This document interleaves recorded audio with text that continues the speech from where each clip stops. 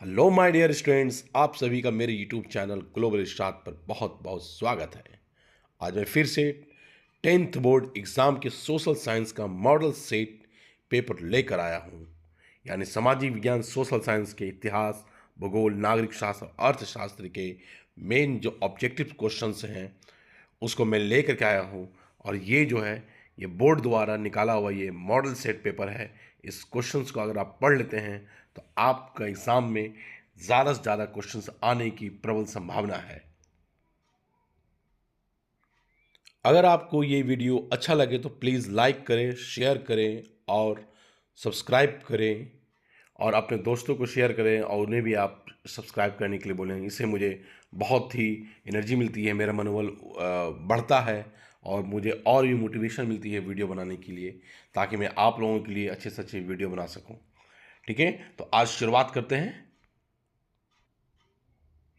देखिए, ये model set है प्रश्न पत्र प्रारूप जिसे कहते हैं। इसके वस्तुनिष्ठ प्रश्न हैं। इन प्रश्नों को हम लोग देखेंगे, अच्छे से देखेंगे और इसी तरह के प्रश्न होंगे आपके बोर्ड एग्जाम में कि लिखा रहेगा कि निम्नलिखित प्रश्नों को सही विकल्प का चुनाव करें।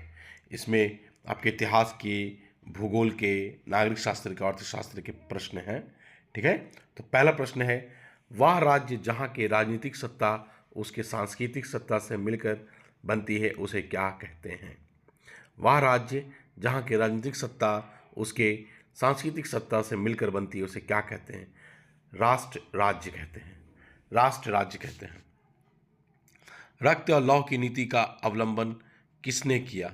रक्त और लौह की नीति का अवलंबन किसने किया? ठीक है, रक्त और लौह की नीति का अवलंबन किसने किया? तो बिस्मार्क के। ये कहाँ के थे? जर्मनी के थे। ठीक है, इन्होंने जर्मनी का एकीकरण किया था। तीसरा प्रश्न देखें कि हिंद स्वराज नामक पुस्तक की रचना किसने की थी? तो हिंद स्वराज की नामक पुस्तक की रचना किसने की थी? महात्मा गांधी ने की थी। तो महात्मा गांधी की 3-4 पुस्तकें जो बहुत फेमस है, उन पुस्तकों को आप जरूर याद कर लीजिए। ये बोर्ड एग्जाम में आपके आने की बहुत ही संभावना होती है इसकी। प्रथम गोलमेज सम्मेलन का आयोजन कब हुआ? प्रथम गोलमेज सम्मेलन का आयोजन कब हुआ? तो 1930 में हुआ। 3 गोलमेज सम्मेलन होते हैं, प्रथम, द्वितीय, तृतीय। सिर्फ सेकंड राउंड टेबल कॉन्फ्रेंस में, द्वितीय गोलमेज सम्मेलन में कांग्रेस पार्टी इसमें सम्मिलित होती है, जिसमें गांधी जी उसके प्रतिनिधि होते हैं। चलिए, तो प्रथम गोलमेज सम्मेलन कब आयोजित हुआ? 1930 में। बृहद उत्पादन व्यवस्था किस देश में आरंभ की गई? बृहद उत्पादन व्यवस्था किस देश में आरंभ की गई? तो अमेरिका में की गई। ठीक है, बृहद उत्पादन व्यवस्था किस देश में आरंभ की गई? अमेरिका में की गई। एशिया को यूरोप और उत्तरी अफ्रीका से जोड़ने वाले मार्ग को क्या कहा जाता है? एशिया को यूरोप और उत्तरी अफ्रीका से जोड़ने वाले मार्ग को क्या कहा जाता है? तो सिल्क मार्ग कहते हैं, जिसको सिल्क रूट कहते हैं। ये बहुत ही पुराना जो है, बहुत ही पुरानी रूट है, पुराना मार्ग है ये, इसको याद रखिएगा। ठीक है, भारत में पहली जूट मिल कहाँ स्थापित की गई थी? भारत में पहली जूट मिल कहाँ स्थापित की गई थी? तो बंगाल में की गई थी। तो भारत में पहली जूट मिल कहाँ स्थापित की गई थी? तो बंगाल में स्थापित की गई थी। इसको याद रखिएगा। देखिए, सब 10th बोर्ड में आपके मैट्रिक एग्जाम में बहुत इंपॉर्टेंट है, चाहे आप झारखंड बोर्ड से, बिहार बोर्ड से, इवन सीबीएसई बोर्ड में भी ये क्वेश्चन आने की बहुत संभावना है। ठीक है, जो हिंदी मीडियम के स्टूडेंट्स हैं, इन वीडियो को देखिए, बहुत आपको फायदा होने वाला है। विश्व का सबसे बड़ा उद्योग कौन सा है? विश्व का सबसे बड़ा उद्योग कौन सा है?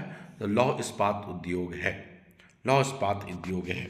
भारत में पहला प्रिंटिंग प्रेस किन लोगों के द्वारा लाया गया था? तो भारत में पहला प्रिंटिंग प्रेस किन लोगों के द्वारा लाया गया था? तो पुर्तगालियों के द्वारा लाया गया था। ठीक है, तो भारत में पहला प्रिंटिंग प्रेस किन लोगों के द्वारा लाया गया था?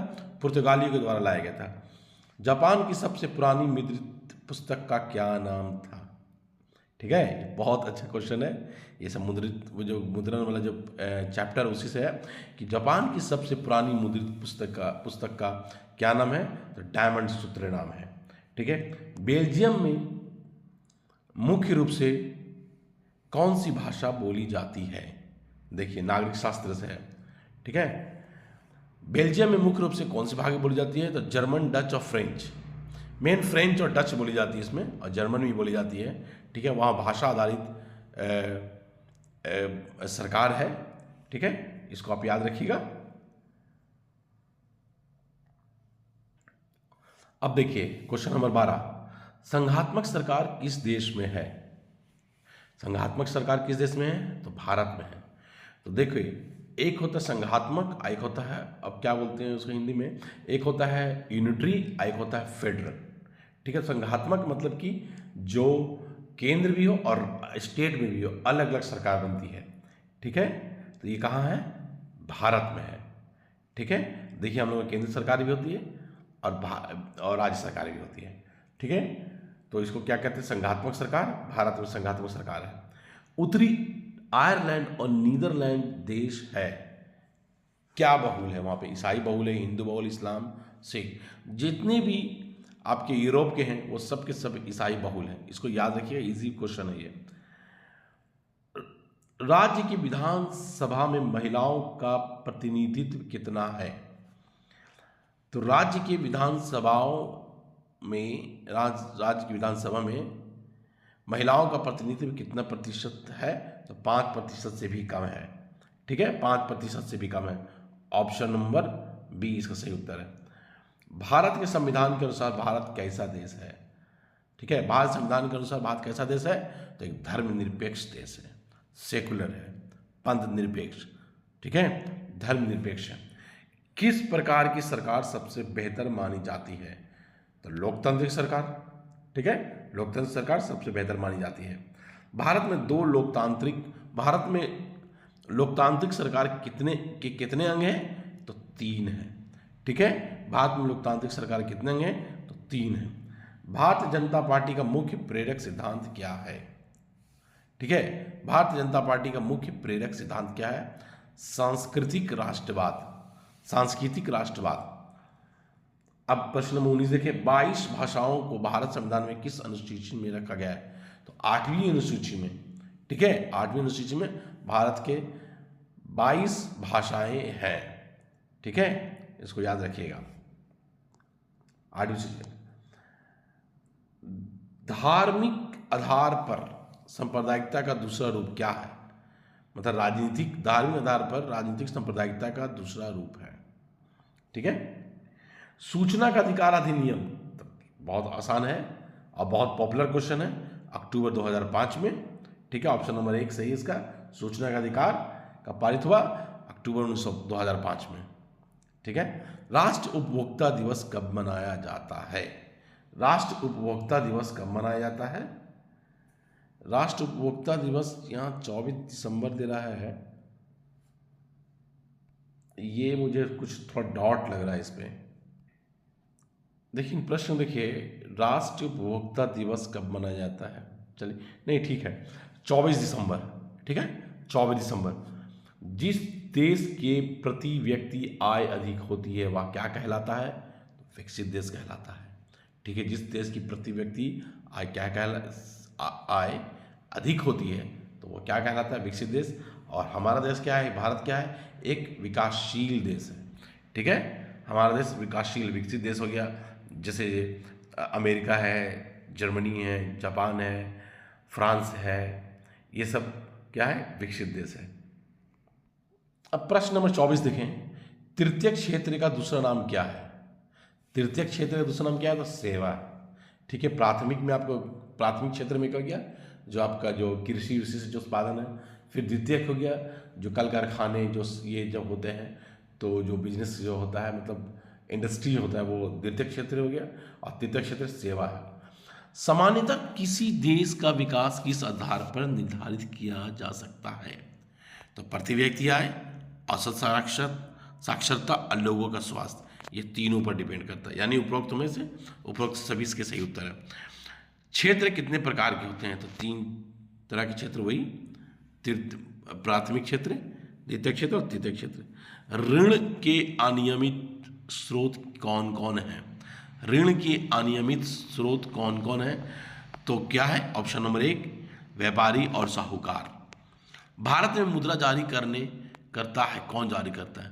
तो भारत में मुद्रा कौन जारी करता है? आरबीआई करता है, भारतीय रिजर्व बैंक। ठीक है, भारत में मुद्रा कौन जारी करता है? ठीक है, भारतीय रिजर्व बैंक मतलब आरबीआई करता है। निम्न में से किसको वैश्वीकरण में सबसे कम लाभ हुआ? तो वैश्वीकरण में सबसे कम लाभ किसको हुआ? तो कृषि को हुआ। ठीक है, कृषि को वैश्वीकरण से बहुत ज़्यादा लाभ नहीं हुआ, सबसे कम लाभ हुआ कृषि को। घरेलू अर्थव्यवस्था और विश्व अर्थव्यवस्था को जोड़ना क्या कहलाता है? यही तो वैश्वीकरण कहलाता है, ग्लोबलाइजेशन।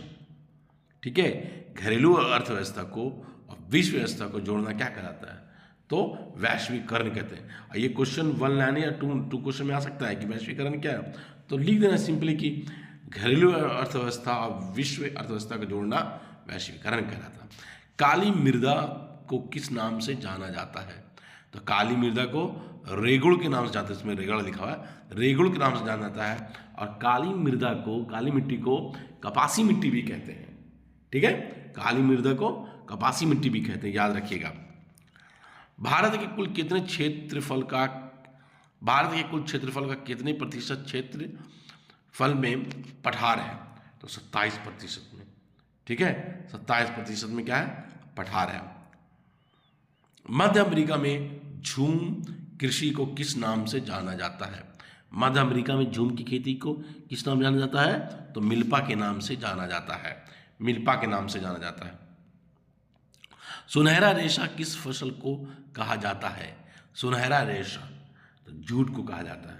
ठीक है, जूट इसका सही उत्तर है। किसने कहा है कि बांध आधुनिक भारत के मंदिर हैं? बांध आधुनिक भारत के मंदिर हैं?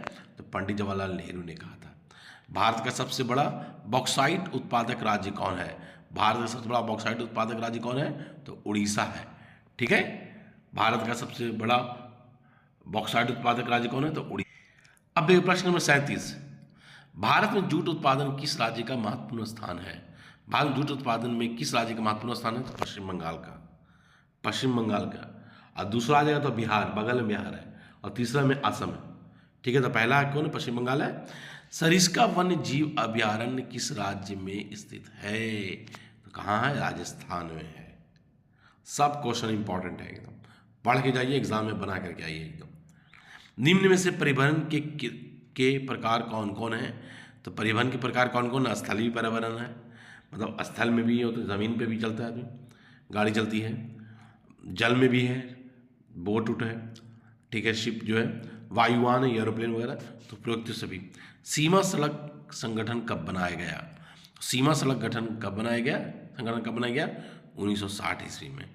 ठीक है, 1960 ईस्वी में। तो देखिए इस तरह से मैंने 40 प्रश्न को मैंने अच्छे से कवर कर लिया है। उम्मीद है ये प्रश्न आपको आपके एग्ज़ाम में बहुत लाभकारी होने वाला है। और देखिए आगे आने वाले दिनों में मैं अति लघु उत्तरीय प्रश्न को भी करवाने वाला हूँ। ठीक है, जैसे बहुत सारे प्रश्न हैं, पिकेटिंग है, मैटरनिटी युग है, सत्ता है, ये सबको भी मैं आपके आने वाले एग्ज़ाम में इसको मैं कवर करूँगा। तो आप मेरे साथ बने रहिए। ठीक है, इस तरह से आप बने रहेंगे तो आपको मैं आने वाले दिनों में सब जो दीर्घ उत्तरीय हुए प्रश्न है, लघु उत्तरीय खास करके है, इसको इतनी तैयारी करा दूंगा कि आप अपने एग्ज़ाम में अच्छा से अच्छा मार्क्स ला सकते हैं। ठीक है, आप लोग से मैं रिक्वेस्ट करता हूं कि आपको अगर ये वीडियो अच्छी लगी हो तो प्लीज़ आप मेरे वीडियो को लाइक करें, शेयर करें और सब्सक्राइब करें।